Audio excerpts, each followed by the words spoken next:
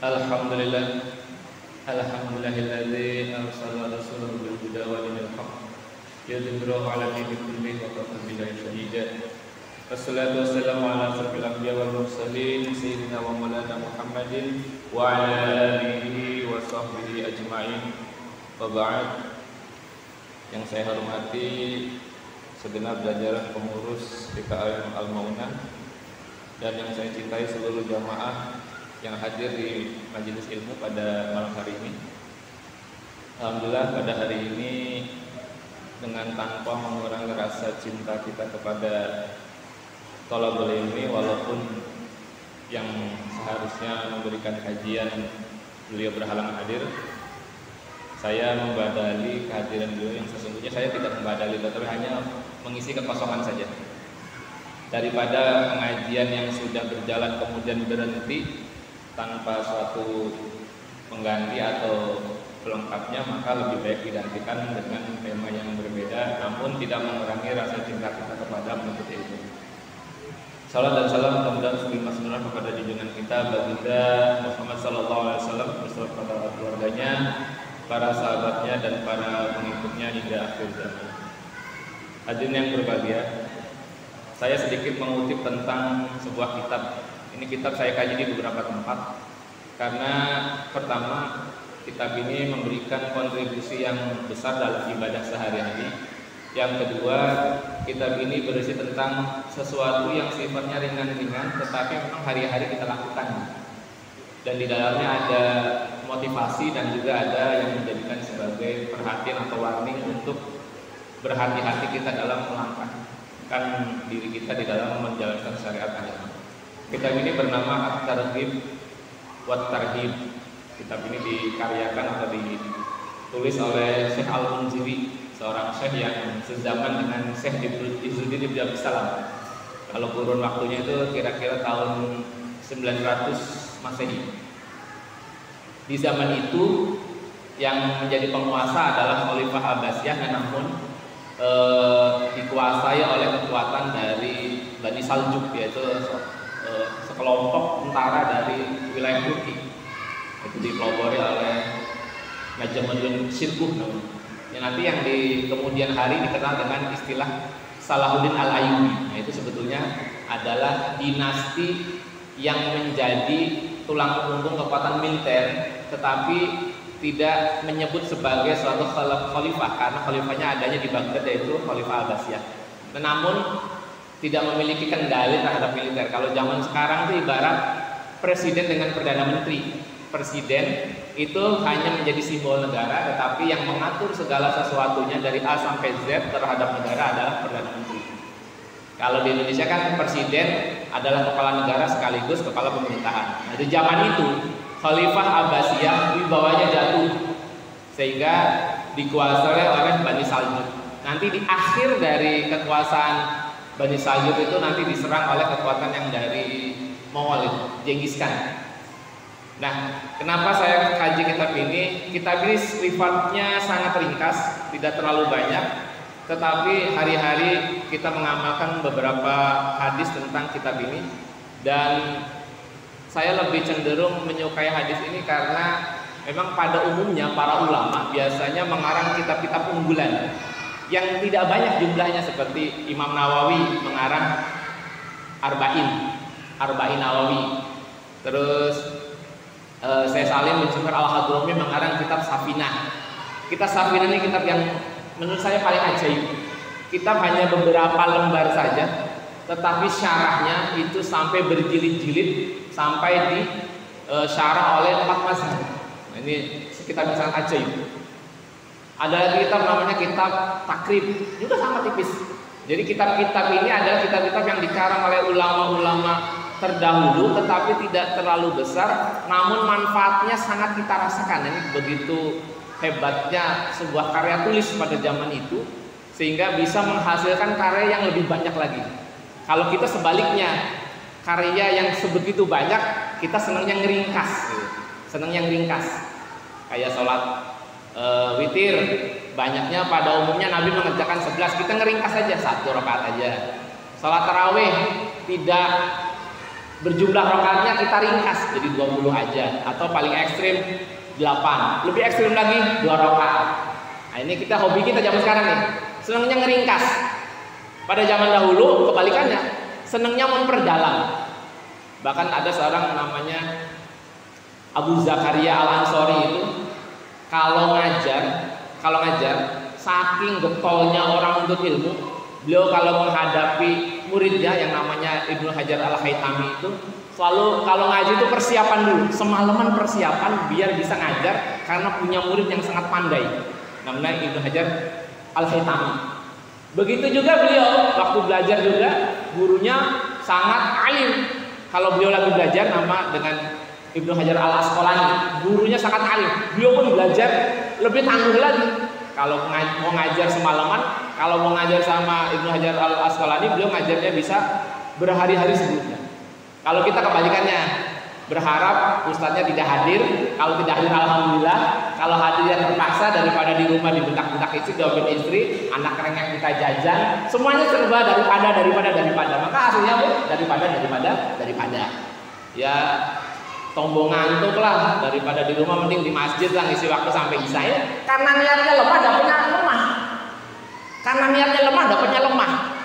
Kalau niatnya kuat dapatnya kuat.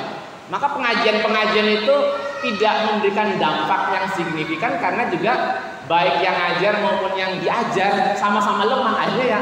Kayak acara yang berjalan begitu saja, seremonial aja.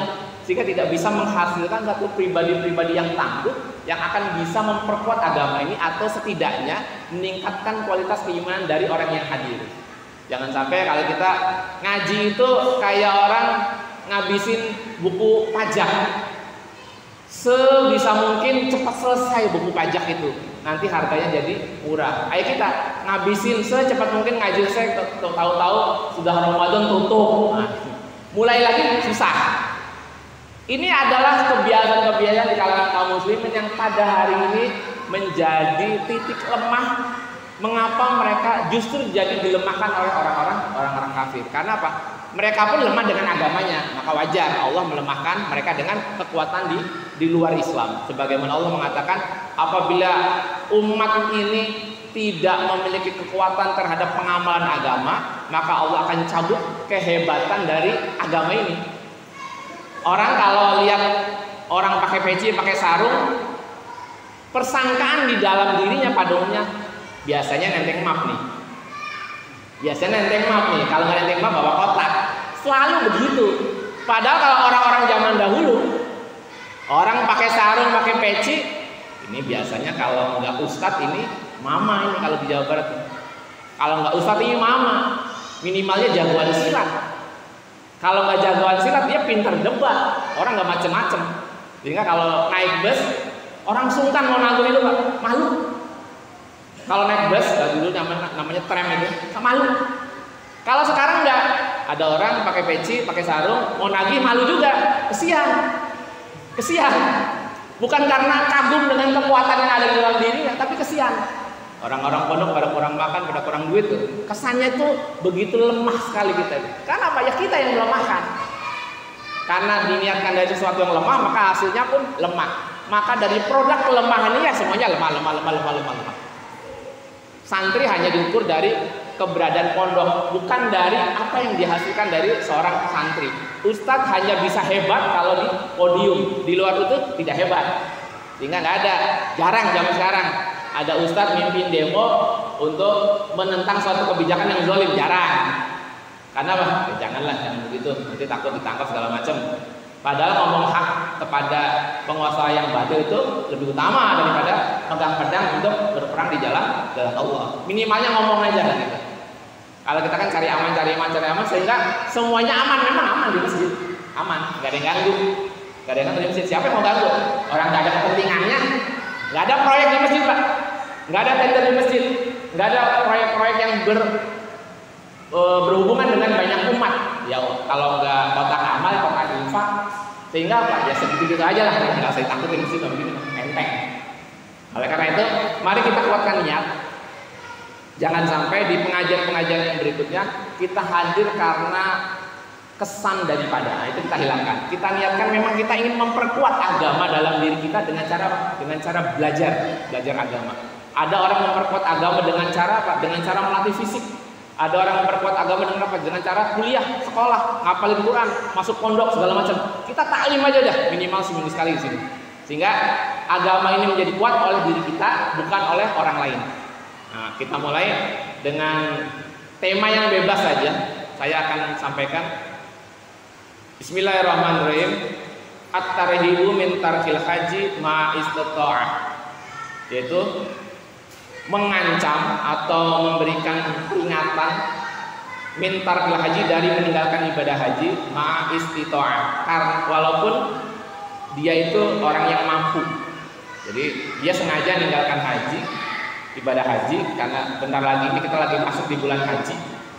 Maka saya bahas ini sebagai suatu referensi penambahan ilmu bagi kita. Bismillahirrahmanirrahim. Sebelum kita mulai, mari kita bacakan suratul Fatihah untuk Syekh Al-Munziri. Al-Hadina Al-Fatihah. A'udzubillahi minasyaitonir rajim. Bismillahirrahmanirrahim. Alhamdulillahirabbil alamin arrahmanir rahim maliki yaumiddin. Iyyaka na'budu wa iyyaka nasta'in ihdinas siratal mustaqim siratal ladzina an'amta 'alaihim ghairil maghdubi 'alaihim waladdallin. Amin. Qala, telah bersabda sallallahu alaihi wasallam, Nabi Muhammad sallallahu alaihi wasallam, man, adapun barang siapa, lam tahbisku, tidak terhalang, hajatun, dari kebutuhan atau keperluannya, zahiratun, secara jelas, au maradun, atau karena sakit, habisun, yang menghalangi, au sultanun, atau penguasa atau raja atau suatu pemerintahan, jailun, yang korup. Korup ini bisa diartikan sebagai pemerintahan yang tidak adil. Kalau di kita terkenanya korup, karena bahasa adil itu di kita memiliki banyak definisi. Adil itu bisa sama rata, sama rasa, tapi juga menempatkan sesuatu pada tempatnya juga adil. Kalau di negara kita lebih enak kita sebut pemerintahan yang korup, karena yang tren itu korup. Walam yahujja, dan dia tidak berhaji, fal yamut, maka ia akan mati, insya'a, tinggal memilih Yahudian sebagai seorang Yahudi, wa insya, dan apabila dia berkehendak Nasranian sebagai seorang Nasrani. Jadi kalau ada orang mampu di musim haji, di waktunya ibadahnya, tetapi dia tidak berhaji, maka dia tinggal pilih menjadi seorang yang Yahudi atau yang Nasrani. Ukuran dari mampu itu bagaimana? Ukuran dari mampu adalah manakala ketika tiba waktunya perintah untuk menghadiri haji, dia punya biaya berangkatnya, biaya buat di sininya, dan biaya buat berada tinggal di Mekahnya.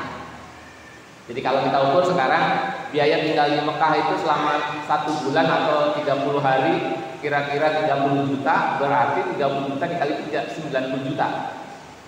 90 juta buat biaya di sana, biaya di sini, dan biaya berangkat.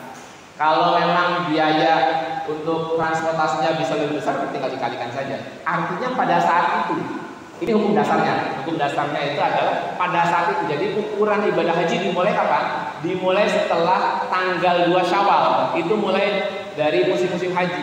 Jadi kalau orang sudah dapat kepastian ibadah haji, maka mulai tanggal 2 Syawal dia sudah menjalankan ihram. Ihram itu maksudnya bukan pakai baju ihram, tetapi menjalankan etika-etika untuk berihram. Salah satunya adalah seperti menghindari dari berbicara rafas, menghindari dari kata-kata yang tidak perlu, gibah segala macam, itu dimulai dari sini, bukan di sana. Karena apa? Dia sedang melakukan rangkaian ibadah haji. Jadi ibadah itu bukan satu, tapi rangkaian, karena banyak, maka dimulainya dari tanggal 2 Syawal. Berarti dari tanggal 2 Syawal, kalau kita kejatuhan rezeki 2 miliar, berarti wajib kita. Wajib tuh. Harus berangkat. Tetapi kan untuk zaman sekarang tidak semudah itu. Kita harus ngantri dulu. Maka untuk menggugurkan kewajibannya kita daftar haji. Begitu dapat nomor urut, Pak, hajinya dapat 20 tahun lagi, gugur kewajiban. Dapatnya 20 tahun lagi, tapi kita punya 2 miliar. Ya sudah, 2 miliarnya belanjakan untuk keperluan rumah tangga, keperluan bisnis dan lain sebagainya, tetapi kewajibannya sudah gugur. Kenapa? Berangkat haji itu harus melibatkan banyak pihak, banyak unsur, sehingga tidak serta-merta kita asal nyelonong saja bisa. Beda zaman dahulu. Di zaman buyut saya itu kalau naik haji, asal punya duit, cukup untuk di kapal dan cukup untuk ditinggal di Mekah selama setengah tahun. Kalau buyut saya itu di sana tinggalnya setahun. Tetapi biaya hidupnya itu adalah 6 bulan. Jadi 6 bulan itu kita keluar biaya dulu. Kemudian 6 bulan berikutnya sambil belajar itu biasanya dilayani oleh orang sana. Karena kita sebagai santri di sana. Itu buyut saya.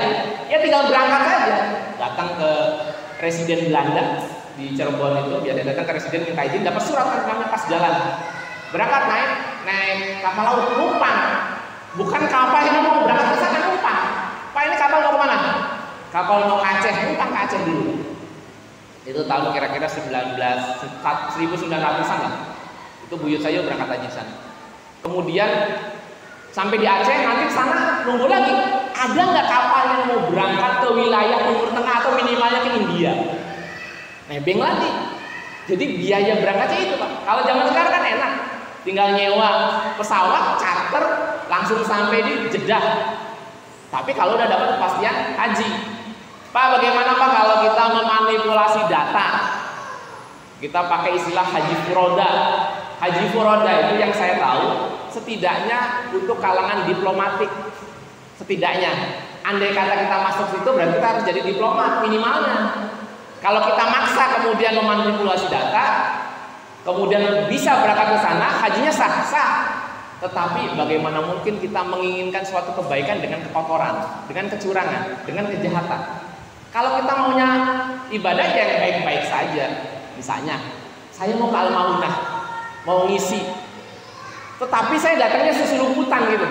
Saya nyamar sebagai tukang pemulung gitu, lalu rindik-rindik, lalu lewat tempat wudhu, lalu masuk di depan orang jreng muncul di sini. Kaget orang. Ustadznya mana nih? Nggak taunya, oh ini tadi yang tukang pemulung di sana. Orang jadi tidak respect dengan keberadaan kita. Justru maksudnya apa ini? Kok mau datang ke tempat baik kayak gini caranya? Begitu juga haji.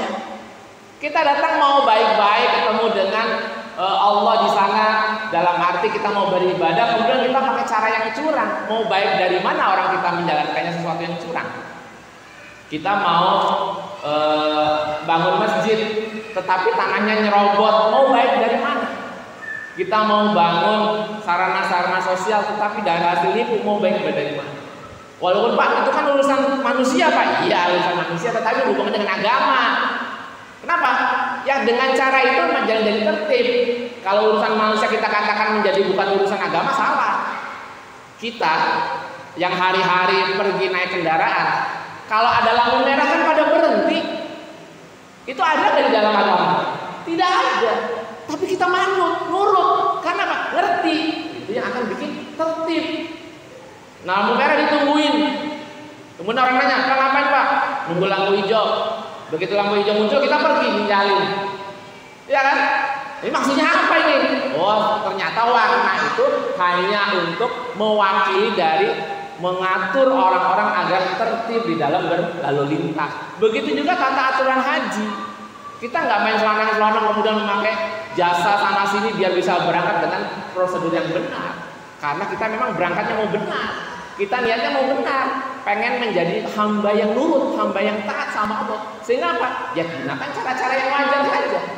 Pak, tapi saya kan pengen banget Pak. Iya pengen banget. Pengen hajinya atau pengen baiknya? Ya pengen dua-duanya Pak. Ya sudah jalankan yang baik. Ternyata udah nunggu 20 tahun kita keburu meninggal. Ya kan selesai masalah. Kenapa kita bingung? Gak usah bingung. Makanya saya kadang suka mengkritik. Kritikan ini dihususkan untuk jemaah haji kita yang fatwanya suka muncul kadang aneh. Di luar negeri Pak, di Turki, di Maroko atau di Eropa, fatwa untuk jemaah haji yang sepuh itu jadi rukhsah, jadi batal. Kita malah ngotot. Kan aneh. Semakin sepuh itu harusnya semakin memudar.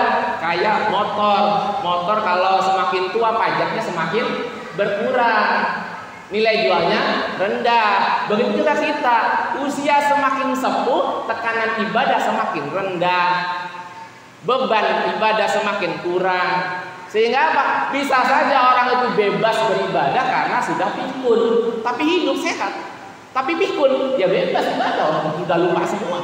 Kalau kita kan aneh, Pak ini harus berangkat haji dahulu, kenapa? Karena dia paling sepuh. Lah pokoknya kebalik. Kan kita diminta yang kuat. yang mampu atau artinya fisiknya kuat. Lah orang udah 70 tahun jalan ke sana, baru nyampe sana ambekan 3 kali wassalam. Lalu apa yang dia dapat dari itu? Kalau memang keinginan kita memunculkan hamba-hamba yang taat. Ini kadang juga fatwa seperti ini muncul karena motivasi ekonomi. Karena motivasi ekonomi, nekennya gampang Pak kalau orang tua itu. Dibodoh-bodohin mudah. Coba kalau anak muda, umuran 40, 45, 50, ditipu, mikir. Bisa jadi dilawan. Masa segitu kan gitu. Orang tua, ya wis lah, ibadah, ya nurut saja. Ya saya tuh pernah Pak, ada orang Indonesia di hotel di Madinah itu bolak-balik di lift aja Pak, sampai 7 kali. Usianya itu kira-kiranya 75-an, temennya usianya 65. Begitu saya masuk, Bapak kok nggak turun-turun? Anu Pak, saya mau turun nggak ngerti caranya. Sudah bolak-balik 7 kali di lift. Ini orang sepuh banget, menjadi beban sebetulnya. Dalam artian apa? Ketika negara berkewajiban menjaga warga negaranya dari bahaya, kalau dengan corona aja orang dicegah untuk keluar dari rumah, masa yang orang tua harus wajib haji sih? Itu kan janggal banget kalau kata saya. Fatwa ini janggal sekali. Dan hanya ada di kita. Di luar negeri nggak ada fatwa begini. Semakin tua ya semakin banyak rukhsahnya. Ini yang perlu difikirkan lagi, apa dasar yang sesungguhnya, apakah memang betul-betul motivasinya ekonomi atau apa, saya nggak tahu. Tetapi ini yang akan terus saya sampaikan sebagai sebuah bentuk kritik kepada umat, bahwa jangan sampai negara dan agama itu membebani warga negara yang sudah lemah. Jangan sampai seperti itu. Harusnya negara justru melindungi. Ya kalau lansia saja dapat istilahnya pensiunan apabila dia PNS, masa dia suruh berjuang sendirian di negeri orang dengan segala macam kekuatan ekstrim atau cuaca yang ekstrim di sana. Mestinya yang haji-haji ya levelnya 17 sampai 50. 50 ke atas ya nggak usah haji lah. Minimalnya dibadalin, itu minimal lah. Jangan sampai semakin wajib. Jadi urutan yang paling dahulu masuk haji itu yang paling tua Pak. Salah sebetulnya. Harusnya yang paling paling muda. Biar apa? Biar bisa jaga temennya. Orang-orang Turki itu kalau tawaf itu Pak, di sana itu ngumpul semua, tangannya gandengan. Kemudian dia itu menjaga orang-orang yang paling lemah di antara dia, yaitu siapa? Perempuan. Ya kalau kita tawaf udah kacau balau lah. Nggak tahu kemana, tahu-tahu ada yang tawafnya keluar. Saya pernah lihat ada orang tawafnya keluar, tahu-tahu hilang. Ketika dicari karena dia bawa handphone, Pak saya di tempat wudhu katanya. Tadi kan tawaf, ya saya lupa. Nggak ada yang bisa jaga. Orang Indonesia segitu banyaknya di sana nggak ada yang bisa jaga. Karena apa? Ya tadi, pertama dari berangkat karena orang-orang yang terlalu sepuh, kemudian dibebani dengan syariat, sehingga apa? Orang yang datang ke sana tuh bukannya beribadah dengan nyaman, sibuk ngejagain orang. Saya itu punya teman dari Depak itu kepala kloter. Hari-hari nggak pernah ibadah Pak, artinya nggak pernah khusyuk. Kerjanya apa? Nyariin orang. Kepala kloter kerjanya nyariin orang. Bentar-bentar dapat ya Pak Mbah Hanu hilang, cari, ketemu. Ntar beberapa jam kemudian Pak Eyang Anu hilang, nyari lagi. Terus kerjanya begitu aja terus. Kepala kloter boro-boro mau ngurusin makanan jemaahnya hilang terus. Sekali waktu 2 hari nggak ketemu, ditelepon dari orang Arab. Ada jemaah Indonesia yang meninggal, langsung ke sana, betul orangnya. Ini yang menjadi PR kita bersama, jangan sampai terus-terusan pola ibadah itu seperti itu. Jangan sampai, kenapa? Akan membahayakan bagi warga negara kita. Orang corona aja kita dilarang untuk keluar rumah, baik yang muda, yang tua, anak-anak, perempuan, nggak boleh keluar rumah. Masa ini yang lebih berat di negara orang, masa mau dilepas begitu aja? Ini menjadi kritik buat kita semua. Kita lanjutkan. Wa qala sallallahu alaihi wasallam, dan telah bersabda Nabi Muhammad sallallahu alaihi wasallam, yaqulullah, Allah berfirman azza wa jalla, Allah yang maha agung dan maha luhur, inna abdan, sesungguhnya seorang hamba, sohah tuh Aku telah menyehatkan lahu baginya, jismahu kepada jasadnya, badannya. Wa wasa'tu dan aku telah melapangkan alaihi baginya fil ma'isati di dalam mata pencahariannya. Tambi kemudian dia terlewat alai atasnya ibadah haji satu a'wain sampai setidaknya 5 tahun.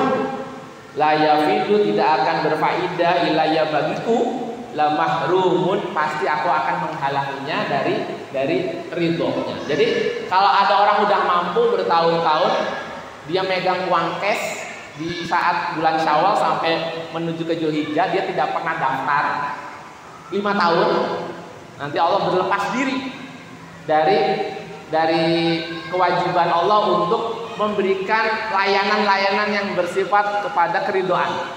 Karena dia sudah mengabaikan 5 tahun. Jadi kalau Bapak sekarang punya duit 2 miliar, kemudian tahun ini nggak daftar, oke nggak apa-apa. Tahun depan 2 miliar nambah jadi 4 miliar, belum daftar juga sampai tahun kelima nggak daftar juga. Nah itu berarti harapan kita untuk menjadi orang yang diridhoi dengan alasan menjadi seorang muslim akan Allah cabut. Kenapa? Kita ternyata mengabaikan. Nah, kemudian ada istilah, Pak saya nggak bisa haji Pak. Kenapa? Saya kayaknya belum dipanggil. Duitnya berapa? Ada sih Pak Pak. MM-an. Daftar belum? Belum ya itu. Udah manggil tuh namanya. Itu udah manggil. Yang manggil itu duit. Itu. Bukannya ada speaker dari Ka'bah. Woi yang punya duit pada datang ke sini kagak. Udah. Duit kita itu adalah indikator panggilan. Contoh. Bapak punya uang banyak. Kemudian jalan lewat ke restoran fast food. Berarti kan kita punya peluang akan dipanggil oleh dia. Oh ada makanan enak nih mahal, duit ada, ya sudah mampir, sudah dipanggil. Gak usah orang restoran manggil-manggil, oh yang punya uang masuk sini, udah gak perlu. Orang akan datang sendiri karena apa? Uang menjadi bentuk panggilan.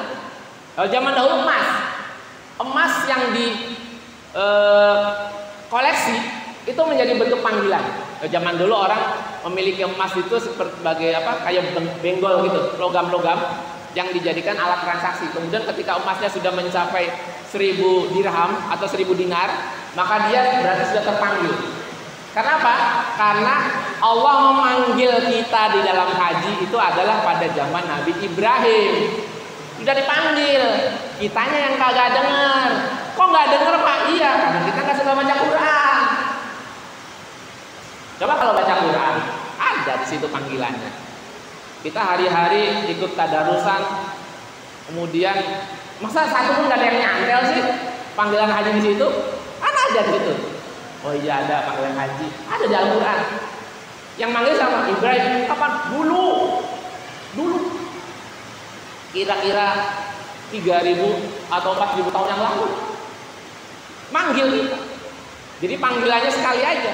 Kemudian didelegasikan terus kepada kitab-kitabnya, kepada kitab Zabur, kepada kitab Taurat, Injil, dan terakhir kepada Al-Quran. Sekarang dipanggil juga dengan haji-haji yang sudah pulang dari sana. Asal kita lihat ada orang pakai peci haji kan, oh iya Pak Haji, oh iya saya belum haji. Nah itu dipanggil juga namanya.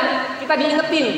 Sebagaimana hidayah itu akan datang manakala kita melihat sesuatu yang bersifat rohani. Misalnya kita biasa melakukan suatu kemaksiatan, kemudian pengen tobat. Dia lalahnya mimpi bawa sarung, oh ya belum tobat ini kayaknya, harus tobat ini. Kita mau maksiat, jatuh, ini harus tobat ini. Itu kalau yang ngerti. Saya kalau nggak ngerti, emang lagi apa saja. Karena apa? Nggak merasa nggak terpanggil. Begitu juga kita. Tetapi juga jangan terlalu memaksakan diri. Kalau memang kita di bulan Syawal ini hanya punya uang cash 25 juta, sisanya dipakai untuk rehab rumah, nambah modal bisnis, kemudian anak sekolah, ya jangan maksa daftar haji Pak, jangan. Sayang. Kenapa? Duit haji itu kan duit kendal. Nanti nggak bisa kita berdayakan. Jadi Bapak kalau sudah punya uang cash di bulan Syawal itu 100 juta, daftar tuh. Karena 100 juta sudah memadai untuk orang yang tinggal di sini selama kita tinggal 1 bulan, untuk kita biaya berangkat ke sana, naik pesawat. Jadi kalau pesawat harga dasarnya itu kalau pesawat yang paling murah dengan 3 kali transit itu 6 juta. Yang paling bagus itu 20 juta. Jadi tinggal sekali berangkat dulu 20 juta atau bolak-balik 40 juta. Terus tinggal di sananya sekitar 30 juta. 100 juta kita megang berapa? Biasanya kan cuma diminta berapa persennya kan? Nah sisanya baru gunakan tuh untuk bisnis, untuk bayar sekolah segala macam. Karena apa? Kita antriannya panjang. Kita ikuti aja. Ternyata nggak ada umur, alhamdulillah. Kita sudah kecatat sebagai haji dengan niat. Karena apa? Kita nggak usah ngotot karena sesungguhnya ibadah haji itu bukan ibadah sebagaimana sholat fardu yang harus pribadi kita yang melaksanakan. Tetapi kalau ibadah haji itu kalau sudah ada perwakilannya dan memadai cukup. Kenapa? Karena umat itu harus memberdayakan yang lain. Kalau semuanya berangkat haji, toh di sana juga nggak muat, di sini juga banyak yang lebih membutuhkan. Jangan sampai kita justru menggunakan uang yang tidak pada tempatnya. Makanya kan ada istilah zaman dahulu itu sebetulnya Gus Dur pernah mewacanakan uang antrian haji itu mbok ya diberdayakan. Jangan sampai ngendap begitu saja hanya menghasilkan bunga. Jangan sampai umat itu jadi berhenti melakukan suatu kebaikan. Cuma karena suudzon kita tinggi kepada pemerintahan yang sudah korup, kita bawaannya was-was saja. Ntar dipakai nggak dikembaliin lagi gitu. Kita bawaannya was-was saja. Padahal koruptor segitu banyaknya saja, kita masih nurut kok sama negara. Tetap kita nggak nabrak lampu merah, kita bikin KTP tetap, bayar pajak PBB tetap, walaupun pemerintahan korup. Artinya apa? Korup adalah penyelewengan, deviasi, penyimpangan, tetapi jangan kita mengambil peran yang lebih dari seorang warga negara. Kalau kita mau protes, uang haji takut di korupsi, ya kita kan punya wakil. Ya, kita punya wakil, anggota-anggota dewan kita. Ya kita titip omongan, Pak tolong dijaga duitnya jangan sampai hilang. Kalaupun hilang Pak, setiap negara membelanjakan sesuatu itu mesti ada akadnya. Ya kalau uang haji itu biasanya digunakan untuk obligasi biasanya. Suatu pinjaman yang dipinjam oleh negara kepada rakyat. Bisa berupa surat utang negara dan sebagainya. Itu tercatat. Dan obligasi-obligasi ini memang harus dituntut, harus dikejar. Yang ngejar apa? DPR. Dulu Soekarno membeli pesawat itu dengan obligasi sebetulnya. Cuma apa? Daya tekan DPR kita lemah sehingga keburu turun. Obligasinya lupa, baru dibayar kemarin. Ada beberapa orang Aceh yang masih hidup di usia 90 tahun, dibayarkan obligasinya. Artinya negara meminjam uang kepada rakyat. Ini harus diperhatikan. Kita jangan ujug-ujug suudzon dulu. Ya walaupun saya juga was-was, walaupun itu bukan uang saya, tapi was-was ada. Ya biasa, namanya juga orang punya duit. Was-was biasa, tetapi jangan sampai mengabaikan sesuatu yang nilainya lebih besar, yaitu apa? Negara. Negara seburuk apapun, kita masih punya pemimpin masih jauh lebih baik. Masih jauh lebih baik. Kita masih punya wadah berkumpul, melakukan aktivitas sosial, bernegara, beragama, dan melakukan hal-hal yang sifatnya sosial lainnya. Jangan sampai kita walaupun tertib segala macam tapi nggak punya negara. Ada kan? Kemana-mana susah, kan negaranya nggak ada. Bayangkan kalau kita mau seperti itu, apa kita nyaman? Kan tidak. Ya sejelek-jeleknya negara kita, ya kita masih punya nama di PBB. Kita masih punya nama di Saudi Arabia. Oh iya, jemaah haji Indonesia ada namanya. Tenang aja. Jadi rasa was-was itu jangan sampai terlalu dibesar-besarkan sehingga memunculkan rasa curiga yang berlebihan, sehingga menjadi apa? Memunculkan rasa tidak percaya kepada pemerintahan yang sah. Ini berbahaya. Karena khawatir sesuatu itu terlalu dibesar-besarkan, kemudian pada kenyataannya tidak terbukti, maka kita bisa kategorinya kategori fitnah. Hati-hati. Kadang kita naruh duit aja percaya kok sama bank. Siapa yang nggak punya rekening di bank? Punya semua. Mau saya juga punya rekening di bank walaupun nggak ada uangnya. Rekening mah punya. Percaya saya. Ya percaya aja kalau nggak ada duitnya, ya kan? Masa dengan suatu pemerintahan yang sudah kokoh, sudah stabil seperti saat ini kita masih tidak percaya saja? Kalau memang terjadi penyelewengan, ya berarti itu sudah wilayah negara. Kita sebagai warga negara sudah menjalankan kewajiban kita. Tinggal kita minta hak kita itu apa? Diberangkatkan sebagai jamaah haji. Ya sampai saat ini memang belum ada yang bisa berangkat dari luar Saudi Arabia. Ya kita maklumi saja. Jangankan pergi ke haji, kita pergi ke mall aja kadang di razia. Ya. Pergi ke mall aja di razia, pergi sekolah di razia, sekolah bahkan libur. Ya maklumi saja. Kok sampai berapa tahun Pak? Ya nggak tahu.